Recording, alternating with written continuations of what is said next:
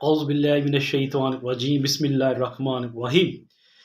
اتنی بے بسی، اتنی بے حسی، اتنی بے غیرتی پوری انسانی اور خاص طور پہ اسلامی تاریخ میں نے آج تک نہ سنی نہ دیکھی۔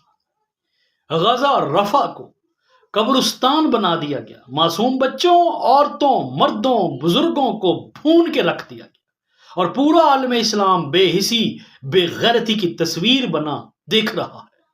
مجھے سعودی عرب، ترکی، مصر، دوسرے اسلامی ممالک سے کوئی سروکار نہیں، کوئی لینا دینا نہیں، اور نہ ہی شاید میری آواز وہاں تک پہنچے۔ مجھے تو گلہ اپنے پیارے پاکستان سے ہے، پاکستان کے ظالم، بے حس اور بے غیرت حکمرانوں سے ہے۔ یہ پاکستان جو بنا ہی اسلام کے نام پر تھا، یہ پاکستان جو بنا ہی کلمے کی بنیاد پر تھا، یہ واحد اسلامی ایٹمی ملک تھا۔ یہ وہ ملک ہے جس کے پاس 8 لاکھ کے قریب ٹرینڈ آرمڈ فورس ہے۔ ہمارے پاس 8 لاکھ ٹرینڈ آرمڈ فورس ہے، ہمارے پاس میزائلز ہیں، ہمارے پاس توپیں ہیں، ہمارے پاس ٹینکس ہیں، ہمارے پاس F-16، F-17 اور پتہ نہیں کتنے جنگی جہاز ہیں۔ بس اگر ہمارے پاس نہیں ہے تو غیرت نہیں ہے، اگر ہمارے پاس نہیں ہے تو ایمان نہیں ہے، اور اگر ہمارے پاس نہیں ہے تو دلیری نہیں ہے۔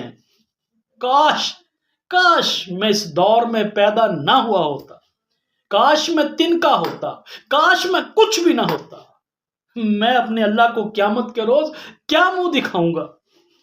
ہمارا بچہ اگر بیمار ہو جائے نا، ہمیں ساری رات نیند نہیں آتی۔ غزہ میں بچوں کو بھون کے رکھ دیا گیا، بھوک اور پیاس کی وجہ سے بچے مر رہے ہیں، ادویات نہ ہونے کی وجہ سے بچے مر رہے ہیں، اور ان کے جسم کے کٹے ہوئے اعضاء فضاؤں میں بکھرتے ہوئے دیکھ کر بھی ہم سکون سے سو جاتے ہیں۔ ہمیں ان کی آہیں، ان کی بد دعائیں کیوں بے چین نہیں کرتی؟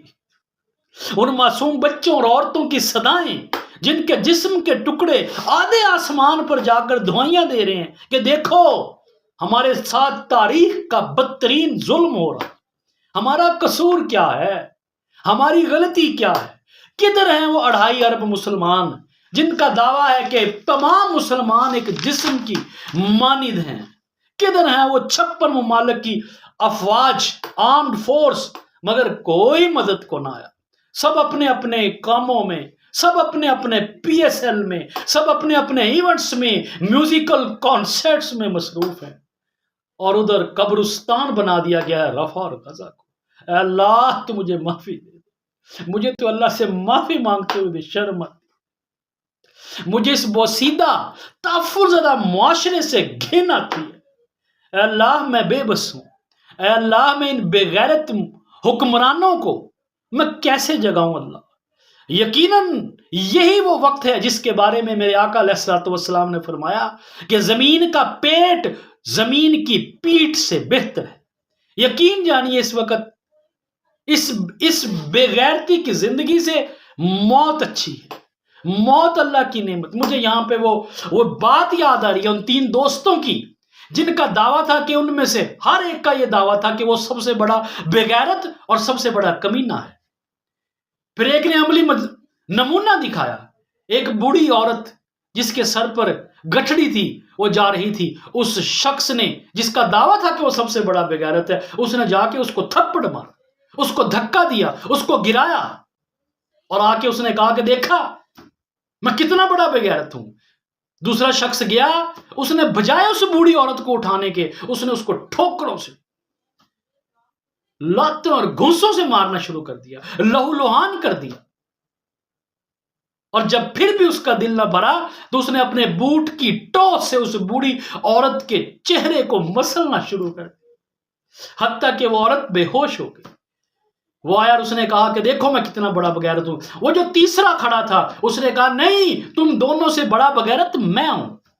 ان دونوں نے حیران ہو کے پوچھا تم نے تو کچھ بھی نہیں کیا، تم کیسے بڑے بغیرت ہو؟ تو اس نے کہا کہ جس بوڑھی عورت کو تم لوگ مار کے آئے ہو، اپنی بوٹوں کی ٹو کے نیچے اس کے چہرے کو مسل کے آئے ہو، وہ بوڑھی عورت میری ماں ہے۔